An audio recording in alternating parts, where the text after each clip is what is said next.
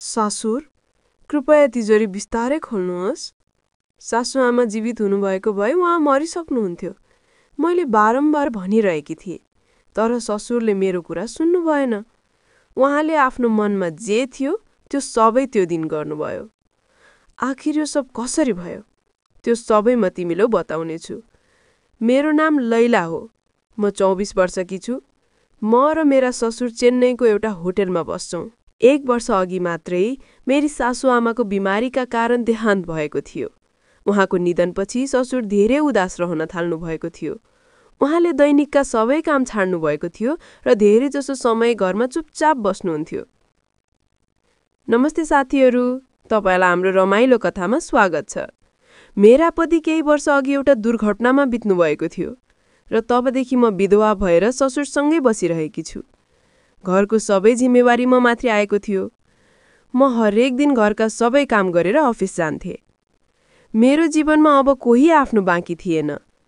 पति रहेनन्, आमा बुवा पनि रहेनन् र अब सासुआमा पनि रहनु भएन। बिहे अघि मेरो एउटा बोयफ्रेन्ड थियो, तर उसले पनि मलाई छाडेको थियो। त्यो घटनापछि प्रेम जस्ता कुराहरूमा मेरो विश्वासै उठिसकेको थियो। भन्नुपर्दा मेरो जीवनमा अँध्यारो मात्रै छाएको थियो। ससुरको दुःखले मलाई धेरै चिमोट्थ्यो। म चाहन्थे कि उहाँ फेरि पहिल्यै जस्तै हाँस्दै खेल्दै जीवन जिउन थाल्नुहोस्। पहिले उहाँ आफ्ना साथीहरूसँग भेट्नुहुन्थ्यो, उहाँहरूसँग घुम्नुहुन्थ्यो, तर सासुआमाको निधनपछि उहाँले बाहिर निस्कनै बन्द गर्नुभएको थियो। धेरैमा तरकारी लिन नुक्कडसम्म जानुहुन्थ्यो, बस। बाँकी समय टिभी हेरेर बस्नुहुन्थ्यो। क्राइम स्टोरी उहाँको मनपर्ने कार्यक्रम थियो। जब म अफिसबाट फर्किन्थे तब उहाँलाई त्यही कार्यक्रम हेर्दै गरेको पाउँथे। मलाई त्यो कार्यक्रम कहिल्यै मन परेन, किनकि त्यसमा हरेक पटक कुनै न कुनै केटीसँग केही गलत हुन्थ्यो। म सधैँ सोच्थे कि म उहाँलाई फेरि पहिले जस्तै बनाउन सक्छु, कि कुनै यस्तो तरिका छ जसले उहाँको जीवनमा फेरि रङ भर्न सकु। एक रातको कुरा हो। करिब 2 बजे म पानी पिउन उठे। ससुर माथिल्लो कोठामा सुत्नुहुन्थ्यो, म तलको कोठामा थिएँ। तब माथिबाट के खसेको आवाज आयो। घरमा पुरै अँध्यारो थियो। म चकित भएँ। यदि म सिधै माथि गएकी भए ससुर जाग्नुहुन्थ्यो वा डराउनुहुन्थ्यो। त्यसैले म बिस्तारै आवाज ननिकाली माथि गएँ। ढोका अलिकति खुला थियो। मैले बिस्तारै धकेलेर भित्र हेरेँ। भित्र जे देखेँ त्यो देखेर म छक्क परेँ। ससुरले मोबाइलको टर्च अन गर्नुभएको थियो र उहाँको एक हातमा उहाँको सानो पप्पो थियो र अर्को हातमा मोबाइल। उहाँ मोबाइलमा भिडियो हेर्दै त्यो पप्पुलाई अगाडि पछाडि गरिरहनु भएको थियो। सायद त्यसै बेला बेडको छेउमा राखिएको पानीको ग्लास उहाँको हातले लागेर खस्यो, तर उहाँले त्यसको आवाज पनि सुन्नु भएन। उहाँ यति मग्न हुनुहुन्थ्यो कि ढोका खुनेको आवाज समेत सुन्नु भएन। ससुर भिडियो हेर्दै पप्पुको टाउकोमा तेल मालिस गरिरहनु भएको थियो, जसले गर्दा पप्पु लड्नका लागि तयार भइसकेको थियो। साँचो भन्नुपर्दा म त्यहाँबाट चुपचाप जानु पर्थ्यो, तर उहाँलाई त्यस्तो गरिरहेको देखेर मलाई अनौठो महसुस भयो। त्यसैले म त्यहीँ रोकिरहेँ र कुनै आवाज ननिकाली उहाँलाई हेरिरहेँ। केही बेरपछि उहाँले अझै तीव्र गतिमा गर्न थाल्नुभयो। उहाँको अनुहारमा धेरै किसिमका भावहरू स्पष्ट देखिन्थे। त्यसपछि केही बेरमै उहाँले गहिरो सास लिनुभयो र पप्पुले अचानक बान्ता गर्यो, जस्तै कुनै पाइपबाट फुवारा निस्केको होस्। बान्ता गरेपछि पप्पु शान्त भयो। मोबाइल एक छेउमा राखेर उहाँ त्यसै सुत्नुभयो। म बिस्तारै त्यहाँबाट हटेँ र तल आफ्नो कोठामा आएँ। तल आएर मैले जे देखेँ र महसुस गरेँ त्यो विश्वास गर्नु गाह्रो थियो कि ससुरले यस्तो गर्न सक्नुहुन्छ। तर फेरि सोच्न थालेँ कि यो त स्वाभाविक नै हो, यसमा धेरै सोच्नुपर्ने कुरा छैन। ससुर एक पुरुष हुनुहुन्छ र यदि एक पुरुषले आफ्नो इच्छा पूरा गर्न सक्छ भने यसमा के गलत छ? कुनै केटीलाई सताउनु भन्दा त यही नै राम्रो हो नि। यस्तो सोचेर मलाई यो बिल्कुल ठिक लाग्यो।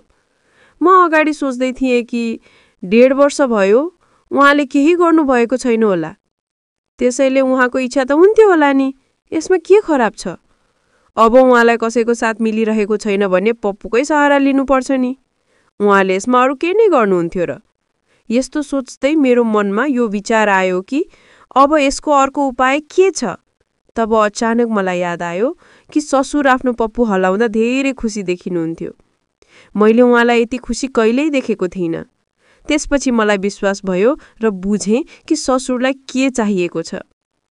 यही एक चिज हो जसले उहाँलाई फेरि पहिले जस्तै खुसी बनाउन सक्छ। म धेरै बेरसम्म यस बारेमा सोच्दै थिएँ कि म ससुरलाई कसरी खुसी राख्न सक्छु। मलाई कुनै उपाय सुझिरहेको थिएन। यदि उहाँको जीवनमा कोही आयो भने उहाँ कति खुसी हुनुहुन्थ्यो होला। यो सोच्दा सोच्दै म सुतेँ। अर्को दिन बिहान ससुर नुहाउन जानुभयो, तब म नास्ता बनाइरहेकी थिएँ।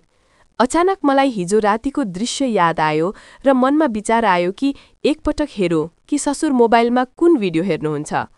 बिहानको समय थियो, ससुर बाथरुममा हुनुहुन्थ्यो र म किचनमा चिया बनाइरहेकी थिएँ। तर मेरो ध्यान त्यो रातको दृश्यमा गइरहेको थियो। मलाई अब उहाँको एक्लोपन बुझ्न थालेकी थिएँ। एक महिला जब एक्लै हुन्छन् तब सबैले उनको दुःख बुझ्छन्, तर एक पुरुष जब एक्लो हुन्छ तब उसलाई बलियो बनेर रहनुपर्छ। भित्रबाट कति टुटेको छ यो कोही सोच्दैन।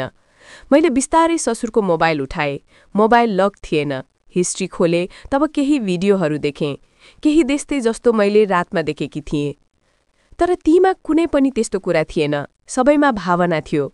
मलाई अचम्म लाग्यो, सायद उहाँले शारीरिक मात्र नभई भावनात्मक सम्बन्ध पनि चाहनुहुन्थ्यो। त्यसै दिन मैले पहिलो पटक उहाँका लागि आफ्नो हातले लन्च बनाएँ, अझ बढी मायाले।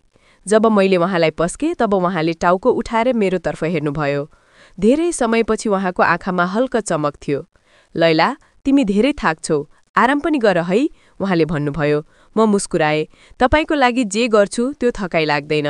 उहाँले केही बोल्नु भएन, बस एक लामो सास लिनुभयो। सायद उहाँको मनमा पनि केही चलिरहेको थियो। त्यो रात मैले आफूलाई प्रश्न गरेँ कि म उहाँलाई फेरि जिउने कारण दिन सक्छु र के त्यो कारण म आफै हुन सक्छु।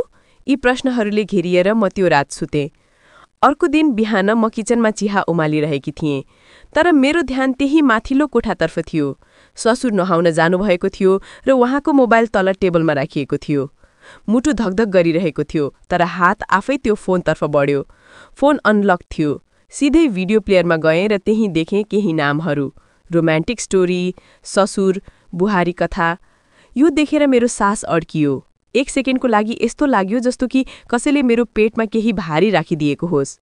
तर अचम्मको कुरा यो थियो कि यो कुनै जबरजस्तीको दृश्य थिएन।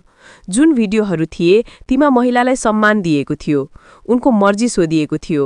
ससुर आफ्नो भावनाको लागि मात्र यो सबै हेरिरहनु भएको थियो, न कि कुनै वासनाको लागि। मैले फोन बन्द गरिदिएँ, तर दिमाग अब प्रश्नहरूले भरिएको थियो। के उहाँले ममा नै त्यो सबै देख्न थाल्नु भएको छ? के उहाँले मलाई एक महिलाको रूपमा महसुस गर्न थाल्नु भएको छ? र सबैभन्दा ठूलो प्रश्न, के म उहाँको लागि केही महसुस गर्न थालेकी छु?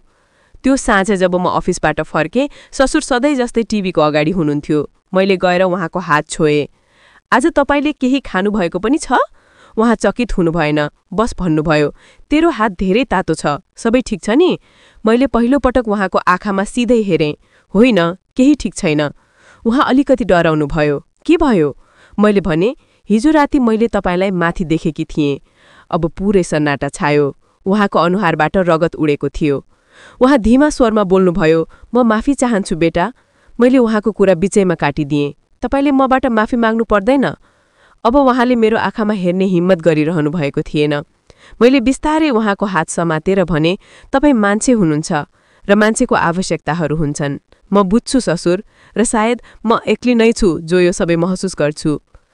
उहाँ चकित भएर मेरोतर्फ हेर्न थाल्नुभयो। मैले मुस्कुराएर भने, हामी दुवै एक्ला छौं, के हामी एकअर्काको सहारा बन्न सक्दैनौं? एक पलको लागि उहाँ बिल्कुलै चुप्प हुनुभयो। त्यसपछि धेरै धीमा आवाजमा बोल्नुभयो, लैला, यो बाटो धेरै गाह्रो छ, मान्छेले के भन्लान्? मैले उहाँको औँलीहरू अझ कसेर समातेर भने, मान्छेले त जिउनु छैन, हामीले जिउनु छ। त्यो साँझ जब मैले उहाँको हात समाते, उहाँले झट्का दिएर हटाउनु भएन, बरु केही सेकेन्डको लागि रोकिनु भयो। उहाँको हत्केलाको न्यानोपन मेरा औँलाहरूसँग कुरा गरिरहेको थियो। मेरा ओठमा हल्का मुस्कान थियो, तर मुठु बेतहासा धड्किरहेको थियो। उहाँ केही भन्नै लाग्नु भएको थियो, तर शब्द घाँटीमा अड्किए जस्तै भयो। मैले बिस्तारै भने, साँचो भन्नुहोस्, जब त्यो दिन तपाईले मलाई पहिलो पटक सारीमा देख्नु भएको थियो, के तपाईलाई त्यही महसुस भएको थियो? उहाँले आँखा तल झुकाउनु भयो। त्यसपछि धेरै बिस्तारै भन्नुभयो, लैला, हरेक दिन, लैला, म आफैलाई रोक्छु, किनकि मैले उहाँको अनुहार आफ्नो हत्केलामा लिएँ। म अब कसैकी विधवा मात्र नै, म पनि मान्छे हुँ, महिला हुँ, र अब म एक्लै बस्न चाहन्न। उहाँ मेरा आँखामा हेरेर केही खोजिरहनु भएको थियो, सायद अनुमति, सायद माफी। मैले अगाडि बढेर उहाँको हात आफ्नो पेटमा राखेँ। यहाँ अब कुनै बोझ छैन, अब जे पनि हुनेछ त्यो आफ्नै मर्जीले हुनेछ। उहाँ थरथराउनु भयो। लैला, तब मैले उहाँको कुरा फेरि काटिदिएँ। अब तैँले होइन, बस हामी। मैले पहिलो पटक उहाँको अङ्गालोमा लागेर आफ्नो मनको सबै बोझ हलुका पारे। रातको 11:30 बजे घरका बत्तीहरू निभिसकेका थिए। हामी दुवै चुपचाप आफ्ना कोठाहरूमा थियौँ। तर निन्द्रा न मलाई थियो न उहाँलाई। केही बेरपछि माथिबाट उहाँका कदमको आवाज आयो। ढोका खोलेन, बस हल्का आवाज आयो। मैले ढोका खोले। उहाँ त्यही उभिनु भएको थियो, एक सेतो कुर्तामा, चप्पल नलगाएको, जस्तै केही भन्न आउनुभएको होस् र बाटोमा बोल्न बिर्सनु भएको। मैले केही नसोची उहाँलाई भित्र बोलाएँ। कोठामा बस एउटा सानो नाइट लाइट बलिरहेको थियो। मैले धीमा स्वरमा सोधेँ, चिया बनाऊ? उहाँले भन्नुभयो, आज केही अरू चाहिएको छ, न्यानो आत्मीयतावाला। मैले जवाफ नदिएर उहाँको औँली समातेँ र पलङतर्फ लगेँ। उहाँका हातहरू कामिरहेका थिए। मैले भने, नडराउनुहोस्, म चाहन्छु कि आज तपाईँ केवल आफ्नो लागि जिउनुहोस्। मैले उहाँको अनुहारमा हात फेरे। बुढी चौरीमा एक्लोपनको, अपराध बोधको र कतै लुकेको आशाको पीडा थियो। मैले उहाँलाई आफ्नो नजिक आउन दिएँ। पहिलो पटक हाम्रा सासहरू एक अर्कालाई महसुस गरिरहेका थिए। त्यसपछि उहाँले भन्नुभयो, लैला, यदि पप्पु मानेन भने? मैले आँखा बन्द गरेँ र भने, कुनै कुरा छैन, कहिलेकाहीँ आवश्यक हुन्छ। ससुर मेरो अगाडि उभिनु भएको थियो। उहाँको आँखामा सङ्कोच थियो, तर हातमा एउटा अनौठी बेचैनी थियो। बिस्तारै पप्पु बेकाबु हुन थाल्यो, तर त्यसमा कमजोरी थिएन, त्यसमा एक्लोपनको कथा लुकेको थियो। मैले हल्कासँग आफ्नो हात उहाँको छातीमा राखेँ। उहाँ थरथराउनु भयो। तपाईँ कामिरहनु भएको छ, मैले बिस्तारै भने। उहाँले बिस्तारै मेरो हात समातेर भन्नुभयो, तेरो नजिक आउनु पाप त होइन नि? मैले उहाँको आँखामा हेरेर जवाफ दिएँ, यदि साथ पाप हो भने हो, म यो साथ हरेक रात गर्न चाहन्छु। बिहान 4:30 बजे पप्पु र मुनि एक अर्कासँग कुनै बाधा बिना भेट रहे। दुवै बीच धेरै शानदार खेलहरू चले। खेलहरू समाप्त भइरहे र चलिरहे। पप्पु मुस्कुराएर भन्नुभयो, हामीले एक अर्कामा त्यो अंश पाएका छौं जुन हामीले आफैमा गुमाएका थियौं। त्यसपछि दुवै एक अर्काको आँखामा हेरेर बस यति बोले, अब हामी अधुरा छैनौं, अब हामी केवल हामी छौं। बाहिरको संसार अझै त्यही थियो, चोलको हल्ला, मान्छेका कुराहरू, तर उनीहरूको कोठामा एउटा नयाँ बिहान थियो, जहाँ कुनै सम्बन्ध नामको महताज थिएन, बस भावनाहरूको थियो। कहिलेकाहीँ सम्बन्ध समाजबाट होइन, आवश्यकताबाट जन्म लिन्छन् र ती कुनै नामबाट होइनन्, बस एक स्पर्शले पूरा हुन्छन्। यदि मेरी कहानीले तिम्रो भित्र केही जगाएको छ भने यत्तिकै चुपचाप नहेर, एउटा तडपक्ता भडक्ता जस्तै लाइक गरिदेऊ। सब्स्क्राइब यस्तो दबाऊ जस्तो मलाई छुनु भएको होस्। चाँडै म तपाईसँग लाइभ आउँदैछु। च्यानललाई चाँडै सब्स्क्राइब गर्नुहोस्। जस्तै म लाइभ आउनेछु त्यसको नोटिफिकेसन तपाईँ तक पुग्नेछ। र हो, यदि शेयर गर्न भुल्नु भयो भने यो कहानी उनीहरू तक पुग्न सक्दैनन् जसलाई यसको सबैभन्दा बढी आवश्यकता छ। त्यसैले चाँडै शेयर पनि गरिदेऊ। नयाँ कहानीको साथ भेट्नेछौँ। I love you friends. Bye bye.